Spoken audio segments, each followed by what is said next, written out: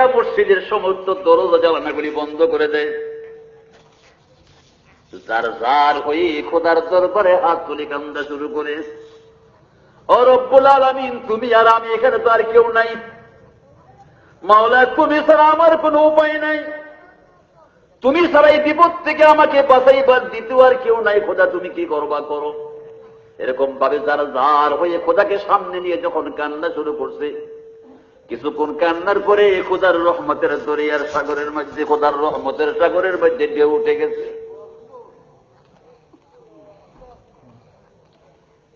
কিছুক্ষণ কান্নাকাটির পরে যেহেতু শরীর দুর্বল, ওই মুসাফির বেচারা একদিকে যে কাইট হয়ে গেছে, ওই কাইটের মধ্যেই তার চোখ লেগে গেছে। চোখ লাগার সঙ্গে সঙ্গে মাওলার সাথে তার সাক্ষাৎ হইয়া যায়। কার সাথে সাক্ষাৎ হয়? আল্লাহর সাথে সাক্ষাৎ হয়ে গেছে। স্বপ্নে যুগে আল্লাহ বলেন, বান্দা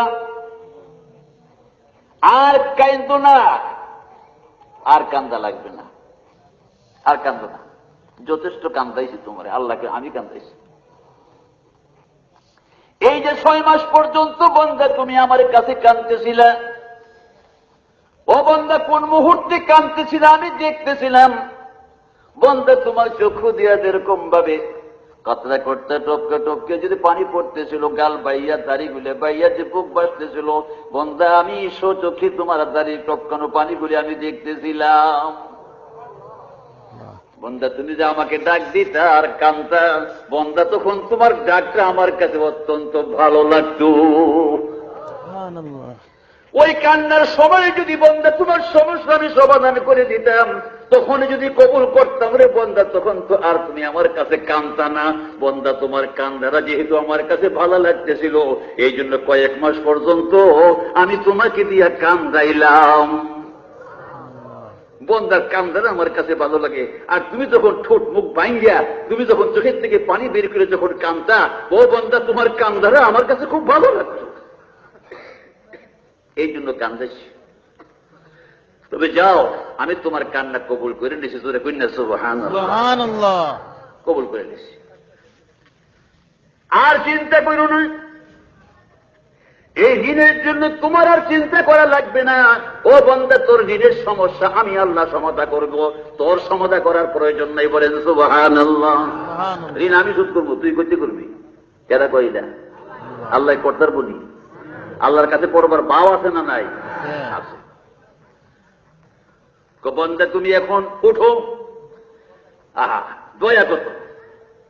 ও বান্দা, রাতের খানা তো তুমি খাও নাই, এসার নামাজ পড়া বন্দা আমার কাছে কান্নাকাটি করতে করতে বন্দা তোমার চোখে ঘুম আইসা গেল।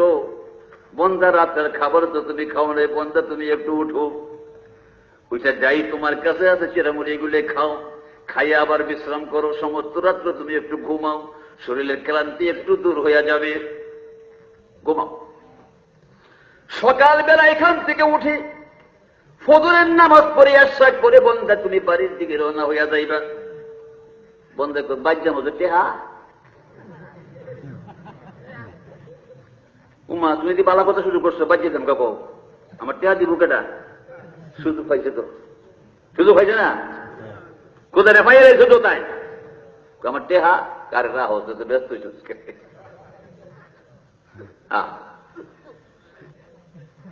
বন্ধা তোমারে যা কই তুমি তা শোনো, এত তাড়াহুড়া করো না।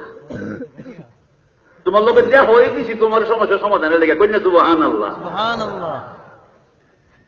বন্ধা আমার সহজে কেউ দেয়, আমি সহজে কেউ দেয়া দিই, তোর লোকে কত দূর মহব্বতের উপরে তোর লোকে দেয়া দিস, কত শহীদ পানি ফালাইছ, এরপরে আমার দেখছো তুই। হ্যাঁ, তোর সমস্যার সমাধানের জন্য তোর দেয়া হয়ে দিলাম আমি, তুই চিন্তা করছ কে? আমি দিনে বেরো হন আচ্ছা ক কি করতাম। সকালে নাস্তা রাস্তা খাইয়া বাড়ির দিকে রওনা হবি। বাড়িতে গিয়ে তুই যে গড় বসবাস করস, তোর দাদার আমাদের একটা গড়, পুরান গড় ভাঙ্গে চুরে গেছে গা, ঠিক না?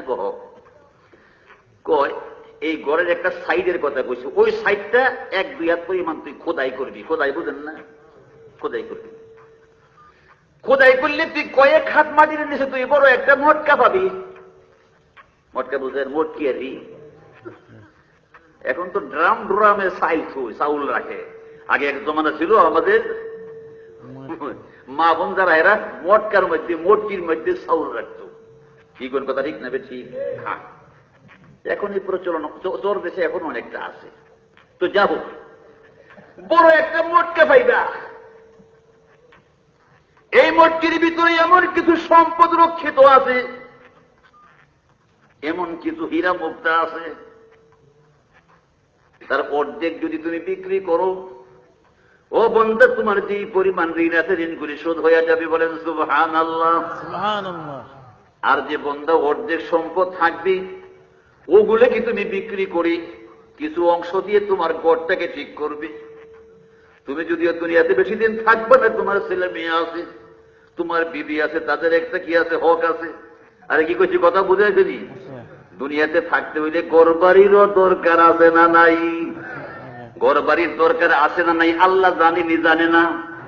জানেনি, জানে না? জানে। আল্লাহকে ঘরটাও বেশি নষ্ট হয়ে গেছে, পুরাতন হয়ে গেছে, ভাঙ্গে চলে গেছে, এই ঘরটাও ঠিক করা দরকার। অর্ধেক সম্পদ বিক্রি করে বন্ধা তুমি ঋণ থেকে মুক্তি নিবে, ঋণগুলি শোধ করে দিবা, ঋণগুলি পরিশোধ করে দিবা। আর যে অর্ধেক সম্পদ থাকবে, ওইগুলাই বিক্রি করে কিছু অংশ দিয়ে ঘরকে ঠিক করবে, আর বাকি অংশটুকু রেখে দিবা। যখন তুমি খরচ করবা, আমার নাম নিয়ে এখানে হাত দিবা, আর তুমি খরচ করতে থাকবা, জিন্দিগিতে আর অভাব তোমার কাছে আসবে না।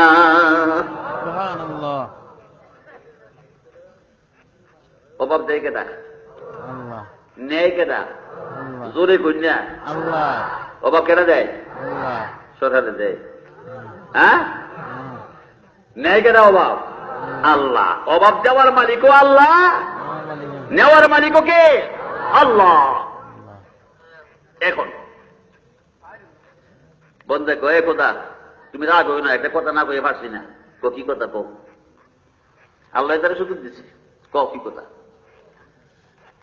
আচ্ছা, আমার এই বাপ দাদার পুরাতন ঘরের 2 হাত নিচে 3 হাত নিচে বিড়ের তলে যে মোট কি আছে তুমি আগে জানো?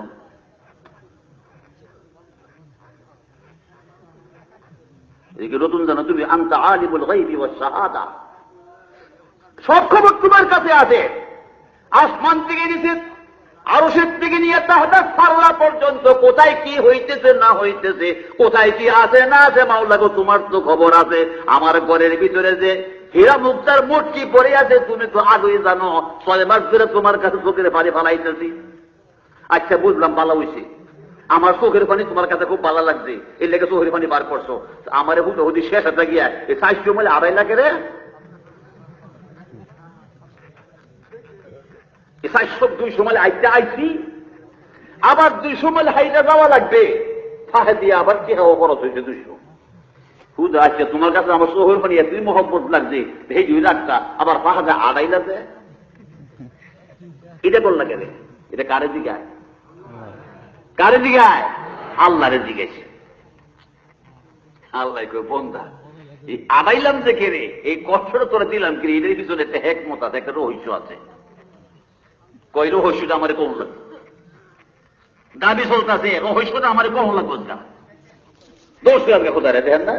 ছোট ছোট পিচ্ছি সন্তান যে আছে, যেগুলো পাতা পড়া হয়, দুলে ধরা কত দিয়া হয় না, এখানে বাপ মারে বাবারে বাবা, যেই রকম দাবি করে বাবা, যেই দূর ঘুরে ধরে ফালদায় ধরে থাকতো জানা।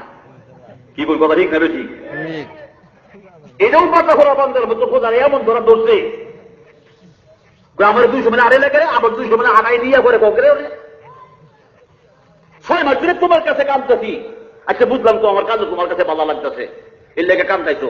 তো আমার আড়ান্ডার থেকে আড়ার কষ্ট থেকে তুমি আমার মুক্তি দিতা, এটা করলা কেন? আল্লাহ কো, বন্ধা এটা করছি, এদের পিছনে একটা হিকমত আছে, একটা রহস্য আছে, একটা কারণ আছে। এই কারণটা কইয়া দাও কি?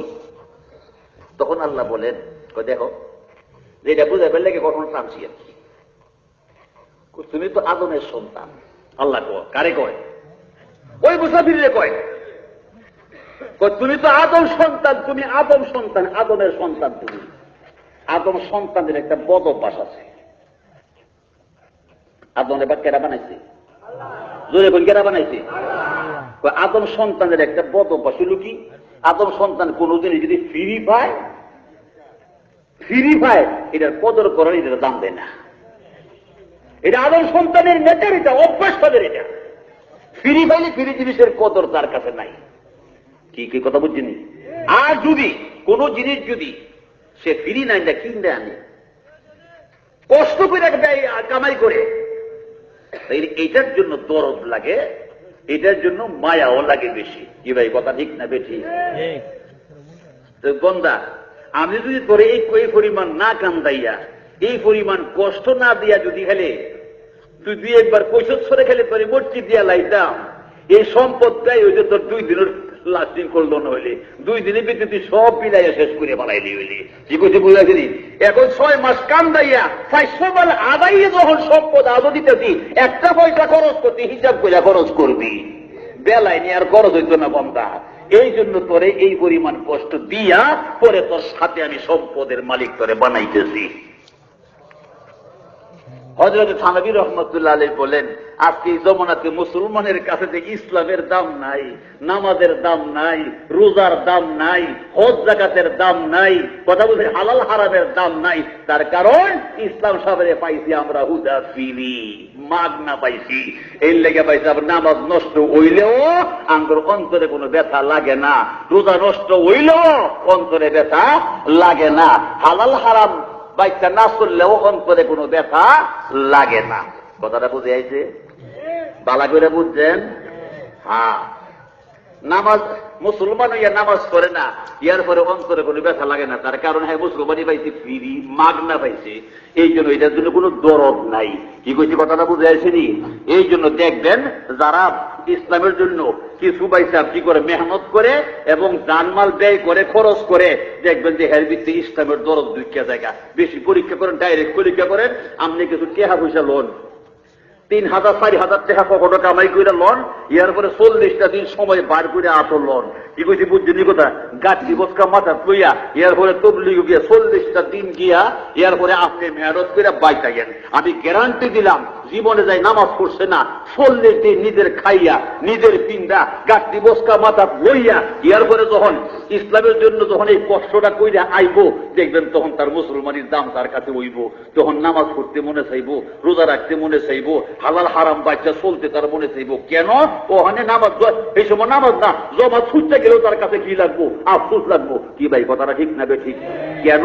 ওই ইসলাম সাহেবের লাগে, তাই নলে কি করছে 60,000 টাকায় খরচ করে আইছি, আবার 40 দিন সময়ও তার জন্য লাগাই আইছি নাকি কথা। ইয়ার পরে জানে কষ্ট করে আইছি, এই কষ্ট যেহেতু করছে, মাল ব্যয় করছে, এর পরে সময়ের কোরবানি করছে, যার কারণে এখন ইসলাম সাহেবের লাগিয়া তার মনের মধ্যে মোহব্বত পয়দা হয়ে গেছে গা, ওখানে আর নামাজ ছুড়ে না। কি ভাই কথাটা ঠিক না বেঠি? এই জন্য বেড়ে মোহতারাম, যাগর নামাজ পড়তে মনে চায় না, যাদের রোজা রাখতে মনে চায় না, হালাল হারাম বাচ্চা চলতে মনে চায় না, ফর্দা খুশিদা মাইনা চলতে চায় না, এদেরকে কিছু মেহনত কইরা আল্লাহ রাস্তার মধ্যে যখন কিছু সময় লাগাইবে, ইনশাআল্লাহু তাআলা ইসলামের জন্য যখন দরদ অন্তরে পয়দা হবে, তখন দেখবেন যে নিজের সন্তানটা মারা গেলে যেরকম অন্তরে ব্যথা লাগে, এক ওয়াক্ত নামাজ নষ্ট করলে তখন দেখবেন যে এমন ব্যথা অন্তরে লাগবে। কি কিছু কথাটা বুঝে আসে? আল্লাহ পাক আমাদেরকে জান, মাল এবং সময়, এই 3 জিনিসের কোরবানির মাধ্যমে আল্লাহ তাআলা আমাদের অন্তরের মধ্যে ইসলামের মহব্বত পয়দা করে নিয়ে জোরে কইন আমিন। আরো জোরে কইন আমিন। একটু জোরে সরে জিকির করেন লা ইলাহা ইল্লাল্লাহ, লা ইলাহা ইল্লাল্লাহ, লা ইলাহা ইল্লাল্লাহ, লা ইলাহা ইল্লাল্লাহ, লা ইলাহা ইল্লাল্লাহ, লা ইলাহা ইল্লাল্লাহু মুহাম্মাদুর রাসূলুল্লাহ সাল্লাল্লাহু আলাইহি ওয়াসাল্লাম। ইসলামের বিধানের ভিতরে নামাজ আসেনি? আরে কোন না আসেনি? আমি আজকের থেকে বলে দেই, যদি মুসলমান হয়ে থাকেন, মুসলমান যদি হয়ে থাকেন, নিজের মনকে জিজ্ঞাসা করবেন তুই কি মুসলমান নাকি অমুসলমান। যদি আপনার মনে সাক্ষী দেয় যে আপনি মুসলমান, আজকের থেকে আমি অনুরোধ করে দিই 5 ওয়াক্ত নামাজ ঠিক মতো করবেন। রাজি আছেন? সবাই রাজি আছেন? এই নামাজ কি শুধু পুরুষের জন্য ফরজ না মেয়েদের জন্য ফরজ? পর্দার আড়ালে যে সমস্ত মা বোন বসা আছেন, অনুরোধ করব নামাজ 5 ওয়াক্ত পড়া কি ফরজ। হাদিসে পাকের মধ্যে আসছে, স্বয়ং আল্লাহ নিজে বলতেছেন, হে মুহাম্মদ সাল্লাল্লাহু আলাইহি ওয়াসাল্লাম, আপনার উম্মতের উপরে আমি 5 ওয়াক্ত নামাজকে আমি ফরজ করে দিয়েছি। কয় ওয়াক্ত? যেই ব্যক্তি 5 ওয়াক্ত নামাজ ঠিক মতো আদায় করবে, ওয়াক্ত মতো আদায় করবে, গুরুত্ব সহকারে আদায় করবে, আল্লাহ পাক নিজ দায়িত্বে তাকে জান্নাতে যাওয়ার অনুমতি দিয়ে দেবেন। বলেন সুবহানাল্লাহ। তার জান্নাতের জামিন কে হবেন? আল্লাহ হবেন। এই নামাজ আল্লাহ আমাদেরকে, আমাদের মা বোনদেরকে সবাইকে পড়ার তৌফিক দান করুন, আমিন। আর পর্দা করা কি? নামাজ যেই খোদাই ফরজ করছে, পর্দা করা সেই খোদাই ফরজ করছে। করছে কিনা? করছে না? পর্দা করা পুরুষের উপরও ফরজ, পর্দার আইন মহিলাদের উপরও ফরজ। বাবিয়ে দেখা যেরকম ভাবে পুরুষের জন্য হারাম, বাবিও দেবরকে দেখা হারাম। চাচাতো বোন চাচাতো ভাইকে দেখা যেরকম ভাবে হারাম, এরকম ভাবে চাচাতো ভাই চাচাতো বোনকে দেখাও কি হারাম। আমরা মনে করি শুধু পর্দার ওয়াজ মহিলাদের জন্য, না ভাইটা, পর্দার ওয়াজ এটা পুরুষের জন্য, এই পর্দার ওয়াজ মহিলাদের জন্য। কি কইছে কথাটা বুঝে আসছে? কোরআনের মধ্যে পর্দার আইন মহিলাদের জন্য আসছে, কোরআনের মধ্যে পর্দার আইন পুরুষের জন্য আসছে। সূরা নূরের মধ্যে আল্লাহ ফরমান, কুল্লিল মুমিনিনা ইয়াগুদ্দু মিন আবসারিহিম ওয়া ইয়াহফাযু ফুরুজাহুম যালিকা আযকা লাহুম ইন্নাল্লাহা খাবীরুম বিমা ইয়াসনাউন। এই আয়াতের মধ্যে আল্লাহ ঈমানদার পুরুষ যারা, এদেরকে পর্দার হুকুম জারি করছেন তাদের উপরে। এর পরের আয়াতের মধ্যে মহিলা জাতি যারা, মা বোন যারা আছেন, এদেরকে পর্দার নির্দেশ করছেন। ওয়াকুল্লিল মুমিনাতি ইয়াগদুদ্দা মিন আবসারিহিন্না ওয়া ইয়াহফাযনা ফুরুজাহুন্না ওয়া লা ইউবদিনা যিনাতাহুন্না ইল্লা লিবুউলাতিহিন্না। একেবারে সংক্ষেপে বুঝেন, যেই সমস্ত মহিলাদের সাথে বিবাহ বন্ধন চিরকালের জন্য হারাম, আবাদুল আবাদের জন্য হারাম, ওই সমস্ত মহিলাদের সাথে পর্দা করা ফরজ। কথা বুঝাইছে? পর্দা করা কি ফরজ। আর যে সমস্ত মহিলাদের যাদেরকে চিরকালের জন্য হারাম করে দিয়েছেন, এদের সাথে পর্দার যে হুকুম আছে এটার মধ্যে কিছু বিস্তারিত আলোচনা আছে। আর যাদের সাথে বিবাহ বন্ধন জায়েজ বৈধ, এদের সাথে একেবারে পুরাপুরি পর্দাই করা লাগবে। যেরকম ভাবে মনে করেন আপনার আমার কিছু এগানা মহিলা আছে, আবার কিছু বেগানা মহিলা আছে। এগানা মহিলার হুকুম একরকম, বেগানা মহিলার হুকুম হইল কি আরেক রকম। যেরকম মনে করেন আমার মা, আমার বোন, আমার মেয়ে, এরা এগানা না? আরে যেরকম এগানা কিনা? এদের সাথে আমার পর্দার একরকম হুকুম। আর যারা বেগানা, চাচাতো বোন, বাবি, জেদি, মামি, চাচি, এরা হইল বেগানা। এরা কি বেগানা? যাদের সাথে আমার বিবাহ বন্ধন কি জায়েজ, আজকে না হোক, 2 দিন পরে হোক, বা 6 মাস বা 9 মাস পরে হোক, অথবা 10 বছর পরে স্বামী তালাক দিলে হোক না কেন, এরা হইল বেগানা। বেগানা মহিলাদের মাথার থেকে পাতা পর্যন্ত কোনো অংশ আমি দেখতে পারবো না, আমার শরীরের কোনো অংশ বেগানা মহিলাও দেখতে পারবে না। কি কইছে কথাটা বুঝে আসছে? আর যদি মহিলা যদি এগানা হয়, মনে করেন আমার মা, আমার মার শরীরের কতটুকু অংশ আমি দেখতে পারবো, আমার আপন বোনের শরীরের কতটুকু অংশ দেখতে পারবো, এই ব্যাপারে ইসলামের বিধান হলো এই। যদি মহিলাটা আমার এগানা হয়, মনে করেন আমার মা, আমার জন্য আমার মার শরীরে কতটুকু অংশ আমি দেখতে পারবো। মা বোনেরা খুব খেয়াল করে শোনেন, সন্তান মার পেট, পিঠ, মনে রাখবেন, পেট, পিঠ এবং নাভির থেকে নিয়ে নাভির নিচ পর্যন্ত অংশটুকু দেখতে পারবে না। বাকি অংশ যদি দেখাত পড়ে যায়, তাহলে মাও গুনাহগার হবে না, সন্তানও গুনাহগার হবে না। কি কইছে? বুঝাইছে? কথা বুঝাইছে? এরকম ভাবে একজন মহিলা তার এগানা পুরুষের শরীরের কতটুকু অংশ দেখতে পারবে। যেমন মনে করেন আমি একজন পুরুষ, আমার মা আমার শরীরের কতটুকু অংশ দেখতে পারবেন, এই ব্যাপারে শরীয়তের বিধান কি?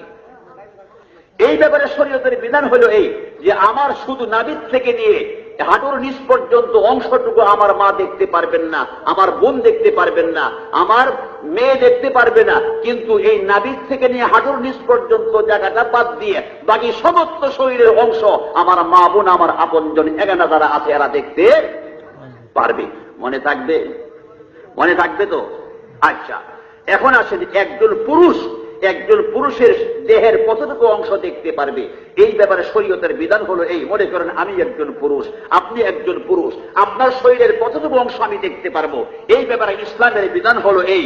আমার নাভির থেকে নিয়ে হাঁটুর নিচ পর্যন্ত আমি আপনারটা দেখতে পারবো, আপনি হাঁটুর থেকে নিয়ে হাঁটুর নিচ পর্যন্ত এই যে অংশটুকু আছে এটা আমিও দেখতে পারবো না, আপনার এটা আপনিও আমারটা দেখতে পারবেন না। বাকি অংশ দেখা যাবে, গুনাহ হবে না। আমাদের দেশে যে খেলাধুলা হয়, খেলাধুলার মধ্যে যারা খেলাধুলা করে এদের কাপড় কি হাঁটুর নিচে থাকে না উপরে থাকে? জোরে কোনো উপরে থাকে না নিচে থাকে?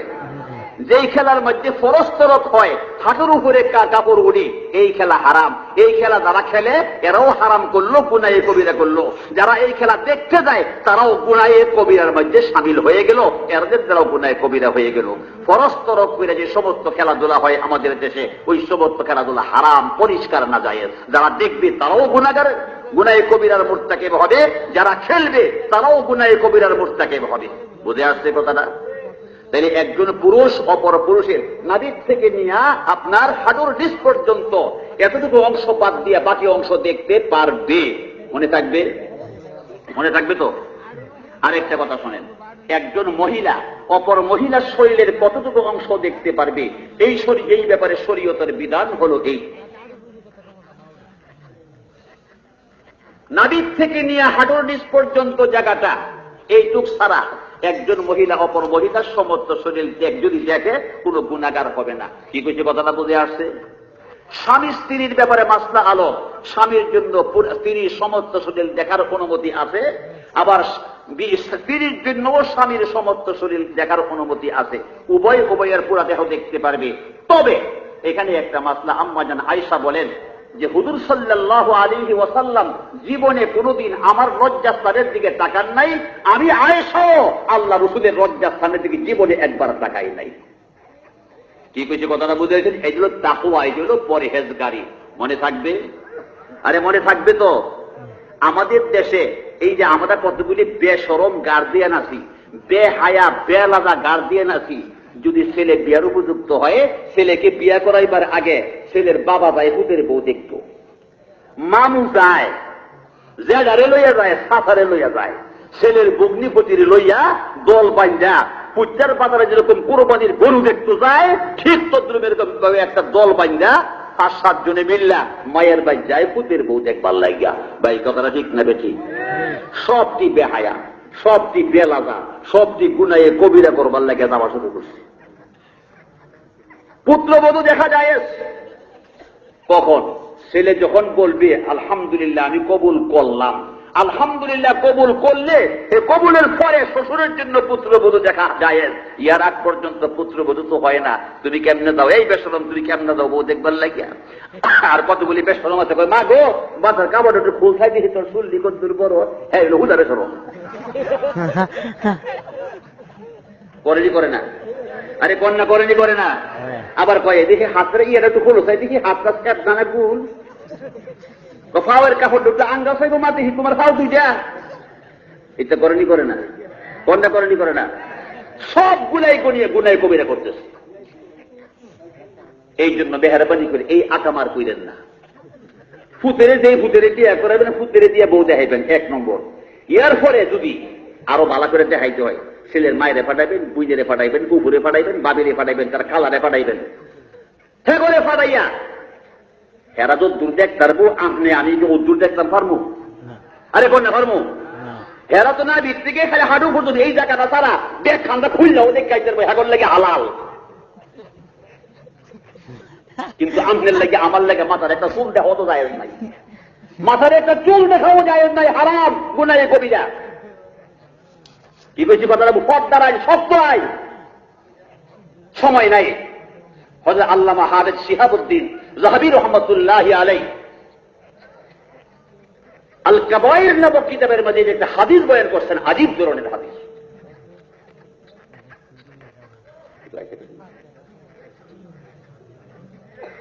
তো যা হোক, যে সমস্ত মহিলারা মাথার কাপড় দেয় না, এর মহিলাদের সব বাস করেনি, করে না?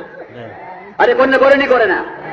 যে সমস্ত মহিলারা মাথায় কাপড় দেয় না, চুল বার করে এই দেশের বেগানা পুরুষদেরকে দেখায়, মরতে দেরি হবে, এই চুলের মধ্যে জাহান্নামের মধ্যে তাদেরকে লটকানো হবে।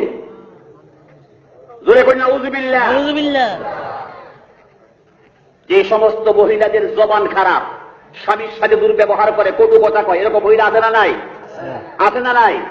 পার্শ্ববর্তী মানুষে তার জ্বালায়, তার জবানের জ্বালায় থাকতে পারে না, এমন অকথ্য ভাষায় গালাগালি করে, এরকম মহিলা আছে? যদি তাহে মা বোন তোমরা সাবধান হয়ে যাও। রাসূলুল্লাহ সাল্লাল্লাহু আলাইহি ওয়াসাল্লাম বলেন যে সমস্ত মহিলাদের জবান খারাপ, যার ব্যবহারে, যার কটু কথায় স্বামী অসন্তুষ্ট, শ্বশুর শাশুড়ি অসন্তুষ্ট, আপনজন অসন্তুষ্ট, আত্মীয় স্বজন অসন্তুষ্ট, এই সমস্ত মহিলাদেরকে জাহান্নামের মধ্যে তার জিহ্বাটা টাইনা পার করিয়া ওই যে কষাইয়ের দোকানের মধ্যে দেখছেন কেমনে লটকায় যে গরুর রান, দেখছেন? ঠিক এরকম ভাবে বাইসা জিহ্বাটার মধ্যে এই বেরিয়ে লটকায় ফেলে দিব। কি কইছি কথাটা বুঝে আসছে? গাজী আবার কিছু মহিলা আছে এমন কাপড় পরিধান করে, এমন কাপড় পরিধান করে, পার পর্বত যা আছে তার শরীর সব টের পাওয়া যায়, এরকম মহিলা দেশ আছে না নাই? আরে কন্যা আছে না নাই? বেপর্দাভাবে চলাফেরা করে, এই দেশের যুবক গুলাইকে নষ্ট করে, পাহাড় পর্বত টিলাটেঙ্গর যা আছে সব অনুভব করা যায়। এই সমস্ত মহিলা দ্বারা আর পর পুরুষের চরিত্র নষ্ট হয় কিনা হয় না? এবং পর পুরুষের চরিত্র নষ্ট করে প্রেম প্রীতি করে মা বাবার বংশের ইজ্জত নষ্ট করে কিনা করে না? এই সমস্ত মহিলারা জাহান্নামের কি অবস্থায় হবে স্বয়ং রাসূলুল্লাহ সাল্লাল্লাহু আলাইহি ওয়াসাল্লাম ইরশাদ করেন, এই স্তনের মধ্যে লটকাইয়া থুয়ে দিব জাহান্নাম। জোরে কই নাউযুবিল্লাহ।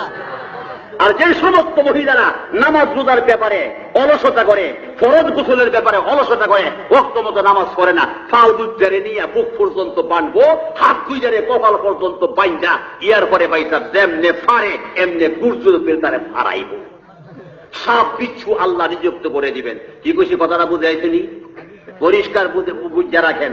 মা বোন যারা আছে এদের প্রত্যেকটা চুলের একটা চুলকে অজগর সাপ বানায়া দিবে, ওই চুলগুলি ওই মহিলাদেরকে ধ্বংসন করতে থাকবে। জোরে বলেন নাউযুবিল্লাহ। যে সমস্ত মহিলারা গীবত শেখায়াত করে কিনা করে না? পরে নিন্দা করে কিনা, পরে সমালোচনা করে কিনা করে না? এই কাম বেড়া মানুষও করে, এই কাম বেড়ি মানুষও করে কিনা করে না? করে। এদের শাস্তি কি হবে? রাসূলুল্লাহ সাল্লাল্লাহু আলাইহি ওয়াসাল্লাম বলেন তাদের চেহারাটা শূকরের ন্যায় হবে, আর বাকি শরীরটা গাধার মতো হয়ে যাবে জাহান্নামের মধ্যে। জোরে কই নাউযুবিল্লাহ। আর যে কিছু মহিলা আছে হিংসা করে, আরে করে কিনা করে না? এদের চেহারা কুকুরের মতো হবে, এর পরে হাত পাও তো বাঁধা থাকবে, মুখ দিয়ে জাহান্নামের আগুন ডুববে, আর পিছনের রাস্তা দিয়ে আগুন বের হইতে থাকবে। এমন ভয়াবহ আযাবের মধ্যে জাহান্নামের মধ্যে কষ্ট করা লাগবে। এই জন্য আমি মা বোনদেরকে অনুরোধ করব, পর্দা করো।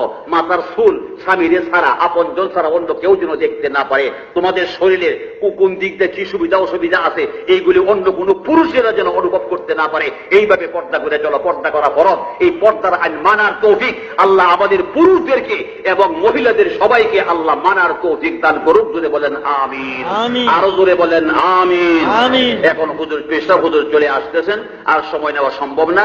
আল্লাহ পাক আমাদের সবাইকে যে পর্যন্ত কথাগুলি হয়েছে এগুলোর উপর আর পেশা হুজুরের জবানে মুবারক থেকে যে কথাগুলি আমরা শুনবো, আল্লাহ প্রত্যেকটা কথার উপর আমাদেরকে আমল করে আল্লাহকে সন্তুষ্ট করে দুনিয়ার থেকে ঈমান নিয়া ইজ্জত নিয়ে যাওয়ার তৌফিক দান করুক। জোরে বলেন আমিন।